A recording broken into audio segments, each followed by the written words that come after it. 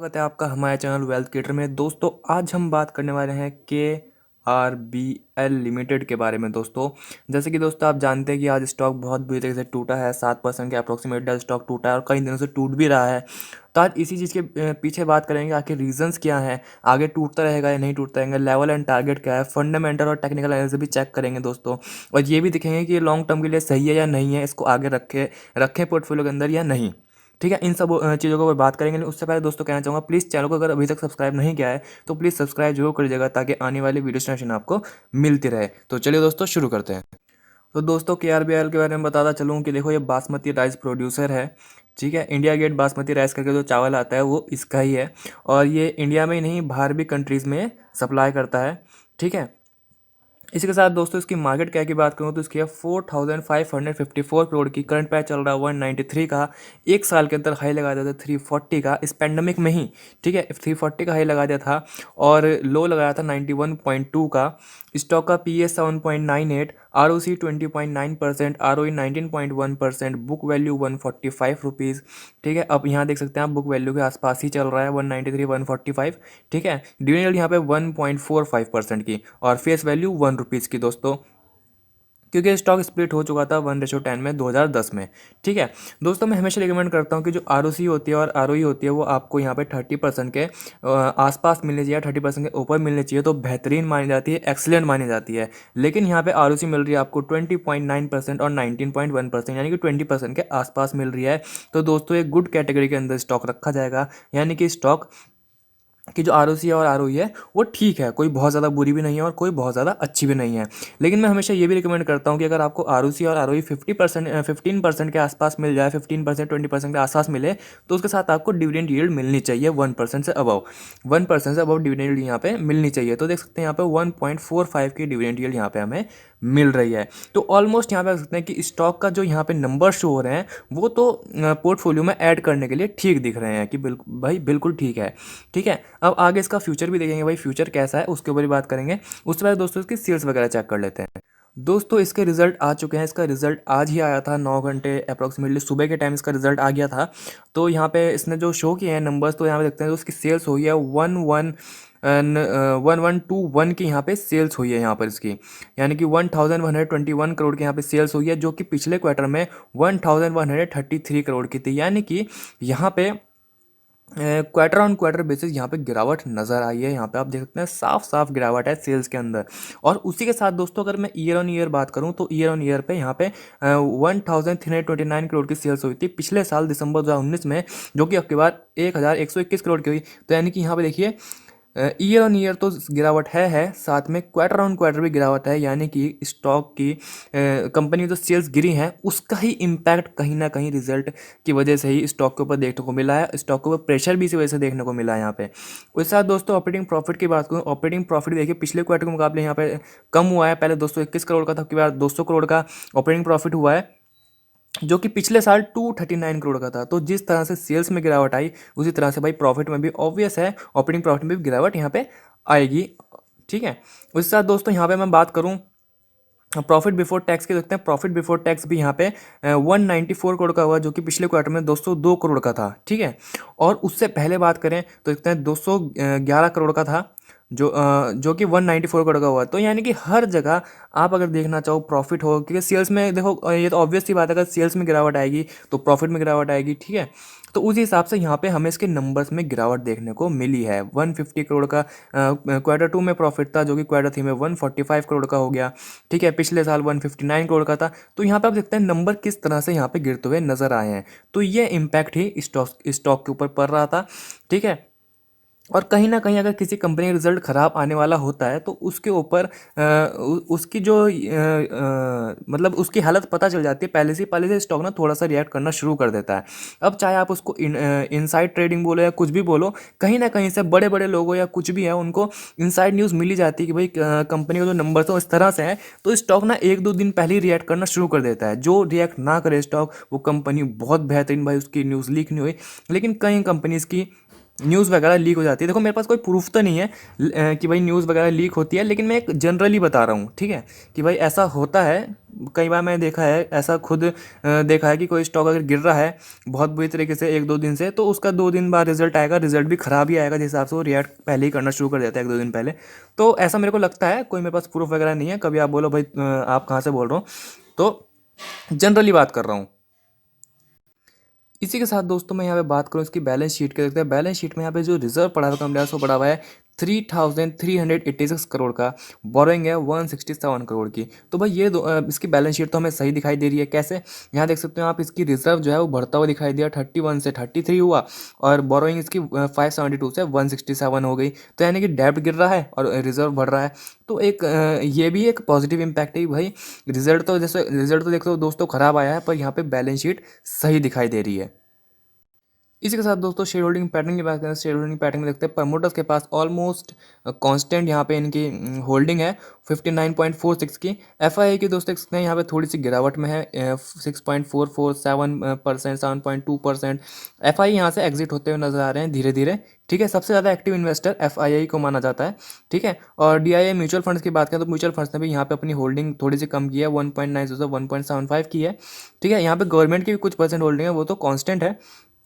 और पब्लिक की जो होल्डिंग है, पब्लिक होल्डिंग यहाँ पे थोड़ी सी बढ़ती हुई नजर आ रही है, 27 से 28, 28 से 28.67 यहाँ पे बढ़ती हुई नजर आ रही है। तो देखो प्रमोटर की होल्डिंग जो है यहाँ पे ठीक है, कोई इतनी कम नहीं है मैं बोलूँ कि लो है। पर हाँ, ये थोड़ी सी प्रॉब्लम है कि एफआई यहाँ से एग्जिट हो रहे हैं, ये थोड़ी सी प्रॉब्लम है, ठीक है। डीआईआई का तो चलता रहता है, प्रॉफिट बुकिंग और एंट्री और एग्जिट तो डीआईआई का चलता रहता है, पर एफआई जहाँ पे एग्जिट होना शुरू हो जाता है वहाँ पे थोड़ी सी प्रॉब्लम कहीं ना कहीं दिखने लगती है कि भाई कंपनी के अंदर ऐसी क्या प्रॉब्लम है कि ये लोग एग्जिट हो रहे हैं। उसका रीज़न भी दोस्तों मैं आगे बताऊंगा कि आखिर ऐसी क्या प्रॉब्लम है कि ये लोग यहाँ से कट रहे हैं। देखो नंबर्स में तो कुछ भी नहीं दिखा, ठीक है। ऊपर आरओसी, आरओई, डिविडेंड, ठीक है, इनमें कुछ नहीं दिखा, पर सेल्स कहीं ना कहीं और प्रॉफिट वगैरह इसमें हमें कमी दिखाई दी है। जैसे कि मैंने दोस्तों आपको नंबर्स में दिखाया है, तो यहाँ पे आप देख सकते हैं कि K R B L standalone December 2018 net sales of 1120 crore, down 15.67% year on year basis पे 15.67% गिर गई है। मैंने आपको ओरिजिनल नंबर तो यहाँ पे दिखाई दिया है, जो कि पिछले साल 1328 की थी, इस बार 1120 की हुई है। तो ये सब तो मैंने आपको दिखाई दिया, उसी हिसाब से यहाँ पे इम्पैक्ट भी दिखा है स्टॉक के ऊपर। और यहाँ पे दोस्तों छोटी सी चीज़ दिखा दूँ, ये देख सकते हैं यहाँ पे February 10 11:11 पे ये न्यूज़ आई थी, ठीक है, सुबह। और ये तभी की न्यूज़ है, और तब से स्टॉक ने नीचे की ओर ट्रेंड यहाँ पे स्टार्ट कर दिया था। यहाँ पे दोस्तों इसकी ब्रांड भी देखते हैं, जिसमें आपको ब्रांड बताइए इंडिया गेट बासमती राइस, इसी की ब्रांड है। स्टॉक को दोस्तों सेक्टर से कंपेयर करें, सेक्टर से कंपेयर करें तो सेक्टर का पी 48.53 है, स्टॉक का पी 8.16 है, यानी कि सेक्टर से काफ़ी सस्ता मिल रहा है। तो यानी कि इन नंबर्स को देखें तो यानी कि यहाँ पे खरीदना अगर चाहें तो खरीदने के लिए यहाँ पे हालात ठीक हैं। इसी के साथ दोस्तों बात करें यहाँ पे एक हफ्ते के अंदर स्टॉक कितना टूटा देखते हैं। एक हफ्ते के अंदर यहाँ पे 4% के अप्रोक्सीमेटली यहाँ पे स्टॉक फ्लैट है, ठीक है। 218 खाई लगा के 193 पे ट्रेड कर रहा है। बात करूँ दोस्तों एक महीने के अंदर यहाँ पे स्टॉक 15% के अप्रोक्सीमेटली 16% के अप्रोक्सीमेटली यहाँ पे फ्लैट है, जिसमें से 7% तो आज ही टूटा है, 7.24%। 249 का हाई लगा के 193 पे यहाँ पे ट्रेड करता हुआ नजर आ रहा है। बात करूँ दोस्तों एक साल के बारे में, एक साल के अंदर यहाँ पे -32% रिटर्न दिए।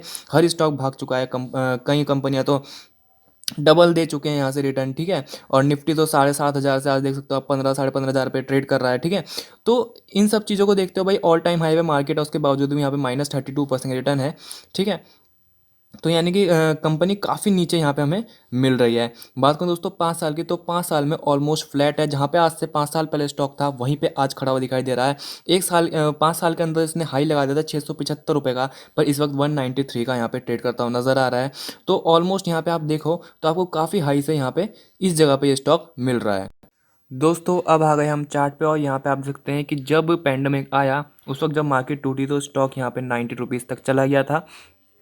उसके बाद स्टॉक ने यहाँ पे भागना शुरू किया और 350 को हाई लगा दिया, यानी कि बेहतरीन भागा, बहुत ज़बरदस्त भागा। पर उसके बाद से यहाँ पे स्टॉक के अंदर धीरे धीरे यहाँ पे देखते हैं गिरावट लगातार बनी हुई है स्टॉक के अंदर। अप्रॉक्सीमेटली अगस्त के टाइम इसने यहाँ पे हाई लगाया था, लेकिन अगस्त के बाद से यहाँ पे लगातार गिरावट में स्टॉक यहाँ पे दिखाई दे रहा है दोस्तों। और दोस्तों यहाँ पे आप देख सकते हैं कि इसने यहाँ पे भागने के बाद, जैसे ही यहाँ से पैंडमिक के बाद भागा, तो इसने यहाँ पे एक पैटर्न बना दिया। देख सकते हैं ये पैटर्न था इसका, left shoulder, head and then right shoulder, यहाँ पे आप देखते हैं राइट शोल्डर, और उसके बाद ये यहाँ से, तो यहाँ पे आपको जैसे कि आपको पता है कि अगर जब भी शोल्डर पैटर्न यहाँ पे अगर हेड एंड शोल्डर पैटर्न यहाँ पे स्टॉक दिखाता है तो उसके बाद गिरावट काफ़ी नज़र आती है, तो यहाँ पे देखते हैं साफ साफ दिखाई दे रहा है। ठीक है, तो इस तरह से यहाँ पे इसके बाद स्टॉक ने यहाँ पे लगातार गिरावट दिखाई, और हालांकि जो मैं आज की बात करूँ कि जो रिसेंटली गिरावट में है, तो यहाँ पे देखते हैं रिसेंटली तो स्टॉक यहाँ पे जो गिरावट में आया है उसके रिजल्ट्स भी काफ़ी नेगेटिव, यहाँ पे काफ़ी नेगेटिव तो नहीं कहूँगा, क्योंकि देखो ऐसा तो नहीं है कि कंपनी लॉस में चली गई, नहीं, बस प्रॉफिट थोड़ा कम किया है, तो वो एक अलग एक्सेप्शनल केस है। ठीक है, तो यहाँ पे थोड़ा सा प्रॉफिट कम हुआ है, तो इसका मतलब ये नहीं कि कंपनी बहुत ज़्यादा ख़राब है या फिर कंपनी से तुरंत एग्जिट हो जाना चाहिए। ठीक है, उसी के साथ दोस्तों मैं यहाँ पे आपको ये दिखा चलूँ कि जो रेड लाइन शो हो रही है इसका 200 मूविंग एवरेज है।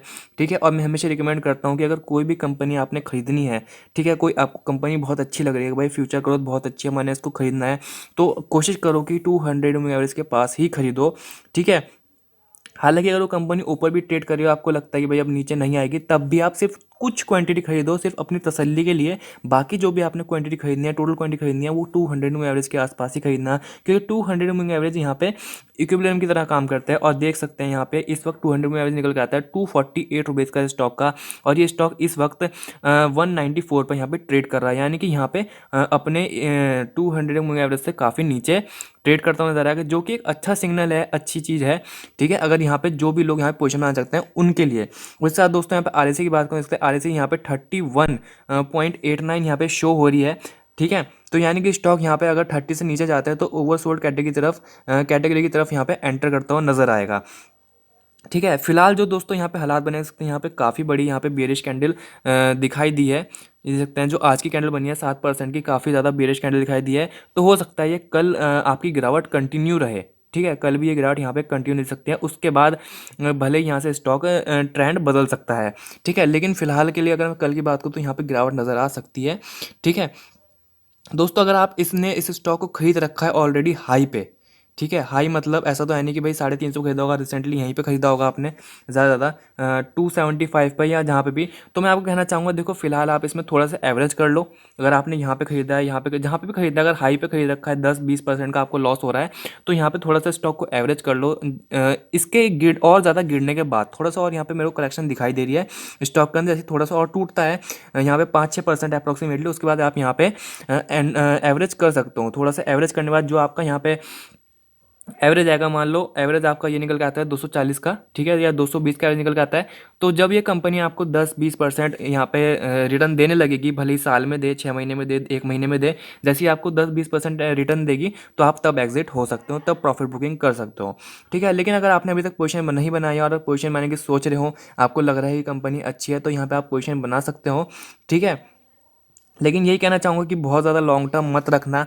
ठीक है, कंपनी रिटर्न जरूर जनरेट करेगी और शॉर्ट टर्म में जनरेट करेगी, लॉन्ग टर्म के लिए मैं यहाँ पे आपको रिकमेंडेशन नहीं करूँगा। देखो मैं उसी चीज़ को रिकमेंड करता हूँ लॉन्ग टर्म के लिए जिस कंपनी की मेरे को ग्रोथ दिखाई देती है कि भाई आने वाले टाइम पे ये कंपनी ग्रोथ दिखाएगी और काफ़ी अच्छी ग्रोथ दिखाएगी। तो ठीक है, अगर मैं यहाँ पे नॉर्मल सी बात करूँ ना, ज़्यादा घुमा फिरा के ना बात करूँ, सिर्फ नॉर्मल बात करूँ, तो देख सकते हो जिसका प्रोडक्ट है वो यहाँ पे राइस है। ठीक है, और अगर इसकी जो सेल्स बढ़ेगी, जो राइस की सेल्स बढ़ेगी, वो किस तरह से इन फ्यूचर बढ़ेगी, अगर आज से मैं 10 साल बाद की बात करूँ तो वो कैसे बढ़ेगी, भाई वो सिर्फ एक ही तरीके से बढ़ सकती है, अगर यहाँ पे पॉपुलेशन बढ़े। ठीक है, जब लोग बढ़ेंगे, लोगों का कंजप्शन बढ़ेगा, तभी इसकी सेल्स भी यहाँ पे बढ़ती हुई दिखाई देगी। ठीक है, यानी कि ये यहाँ पे पॉपुलेशन अगर बढ़ेगी तभी यहाँ पे सेल्स बढ़ेगी, तो यानी कि अगर आप ओवरऑल देखो, नॉर्मल वे में देखो, तो आपको लगेगा कि भाई इसकी कोई और तरीके से यहाँ पे ग्रोथ हमें दिखाई नहीं दे रही है। ठीक है, सिर्फ जनरली बात कर रहा हूँ, देखने को तो आप उसके पॉइंट्स के अंदर जा जाके और भी कहीं ज़्यादा पॉइंट देख सकते हो, ये सिर्फ मेन पॉइंट ये है, सिर्फ इंडिया की बात कर रहा हूँ। ठीक है, इंडिया की बात कर रहा हूँ, इंडिया में जो इसकी 10 साल बाद की सेल्स डिपेंड करती है वो सिर्फ पॉपुलेशन में करती है, भाई लोग कितना खा लेंगे। ठीक है, तो यहाँ पे कहीं ना कहीं फ्यूचर के अंदर डाउट है कि भाई फ्यूचर में, तो थोड़ा डाउट है इस कंपनी में, भाई फ्यूचर में ये इतनी ज़्यादा हमें हो सकता है इतनी ज़्यादा ऊपर ना मिले। ठीक है, 600, 700, 800, 1000 रुपये स्टॉक ना जाए। फ्यूचर में बढ़ने वाले स्टॉक्स कौन से हैं, फ्यूचर में बढ़ने वाले स्टॉक दोस्तों यहाँ पे है, जैसे HUL है आपका। ठीक है, HUL है। ठीक है, उसके बाद TCS है, ठीक है। और उसी के साथ दोस्तों एशियन पेंट है। तो एशियन पेंट की भी आपको पता है, मैंने रिसेंटली वीडियो बनाई थी कल, अगर आपने नहीं देखी वो भी देख लेना। एशियन पेंट की भी यहाँ पे ग्रोथ बढ़ने वाली, मैंने पूरा एक्सप्लेन किया है क्यों बढ़ेगी, कैसे बढ़ेगी, क्या रीज़न है पूरा। एशियन पेंट की, पेंट इंडस्ट्री की, स्पेशली पेंट इंडस्ट्री की यहाँ पे ग्रोथ दिखने वाली है। ठीक है। उसी के साथ दोस्तों जो ये ऑटो सेक्टर होता है, ऑटो सेक्टर भी ग्रोथ इन फ्यूचर दिखने वाली है, नॉर्मल दिखने वाली है। ठीक है। वो भी मैंने समझा रखा है, वो भी आप देख लीजिए अगर आपको वीडियो देखनी है टाटा मोटर वगैरह पे, जो भी देखनी है। तो इनकी जो सेल्स वगैरह है वो इन फ्यूचर बढ़ने वाली है, आईटी सेक्टर यहाँ पे दौड़ने वाला है। तो हर चीज़ के पीछे एक रीज़न है, लेकिन इसके पीछे जो यहाँ पे बढ़ने का रीज़न है कि अगर ये सेक्टर भागता है, ये सॉरी सेक्टर नहीं, आई मीन कंपनी ये भागती है, जो राइस की कंपनी है अगर ये भागती है, तो उसका एक ही रीज़न है कि भाई लोग कंजप्शन ज़्यादा करें, इसकी सेल ज़्यादा हो, तो ये ऊपर भागती हुई यहाँ से हमें नज़र आएगी। उसके सिवा यहाँ पे दोस्तों कोई और रीज़न नहीं है। ठीक है। आईटी पेंट या फिर जो ऑटो सेक्टर, उनको तो नॉर्मल आपको पता ही रीज़न है ना, या फिर बताना भी होगा तो मैं कोई और वीडियो स्पेशली बना दूंगा आपके लिए। पर एशियन पेंट की मैंने कल रिसेंटली वीडियो बनाई थी, वो देख सकते हो आप। ठीक है। वहाँ से आपको पता चल जाएगा कि इसकी आखिर ग्रोथ क्यों है, आईटी सेक्टर की भी ग्रोथ क्यों है, वहाँ पर भी आपको पता चल जाएगा। तो दोस्तों इसमें लॉन्ग टर्म के लिए देखो, मेरी कोई रिकमेंडेशन नहीं है लॉन्ग टर्म के लिए पोजीशन बनाने के लिए। अगर शॉर्ट टर्म के लिए बनाएं तो आप बिल्कुल बना सकते हो। ठीक है। और अगर आपने इसको खरीद के 10 साल के या 5 साल के रखना है, तो भाई आपकी अपना भी अपनी सोच है या फिर अपनी यहाँ पे रिसर्च है। ठीक है। उसमें मेरा कोई लेना देना नहीं है। मैं नॉर्मल यहाँ पे स्टॉक के बारे में बात करता हूँ। हो सकता है देखो यहाँ से स्टॉक कल 194 से 300 रुपये का हो जाए, तो ये मत बोलना भाई वेल्थ क्रिएट वालों ने मना करा था खरीदने के लिए और कि हमने नहीं खरीदा तो ये 300 रुपये चला गया। भाई ऐसी कोई बात नहीं है, मैं फ्यूचर देख के बात करता हूँ। ठीक है। होने को तो स्टॉक में कोई यहाँ पे जो आ जाए ऑपरेटर वगैरह आ जाए, ठीक है, तो वो ऑपरेट कई बार स्टॉक्स को कर देते हैं, वो भाग जाते हैं, पर उनका जो लंबा खेलने का जो टाइम होता है, लंबा जो खेलने का होता है, तो वो सब यहाँ पे मेरे को दिखाई नहीं दे रहा है। ठीक है। अगर आपने सब बाइंग करना है तो बिल्कुल कर सकते हो, कोई यहाँ पे मनाही वाली बात नहीं है। शॉर्ट टर्म में अच्छे रिटर्न जनरेट करके देगी। ठीक है। लेकिन लॉन्ग टर्म के लिए कोई गारंटी नहीं है। तो दोस्त फिलहाल वीडियो में इतना ही, मैंने इतना ही समझाना था, क्योंकि जो एफ आई वगैरह एग्जिट हो रहे हैं वो भी उनके पीछे उनका भी यही रीज़न है अप्रॉक्सीमेटली। ठीक है। तो अगर कुछ भी ऐसा क्वेश्चन रहेगा पूछने के लिए, ठीक है, तो आप पूछ सकते हैं। देखो घबराना नहीं है, अगर आपने यहाँ पे बाइंग करेंगे तो घबराना नहीं है। मैंने आपको पहले बोल दिया शॉर्ट टर्म में रिटर्न देगा, आपने एग्जिट हो जाना है। ठीक है। पर लॉन्ग टर्म के लिए नहीं रखना। ठीक है। बस दोस्तों फिलहाल के लिए इतना ही, और थैंक यू दोस्तों फॉर वॉचिंग अ वीडियो।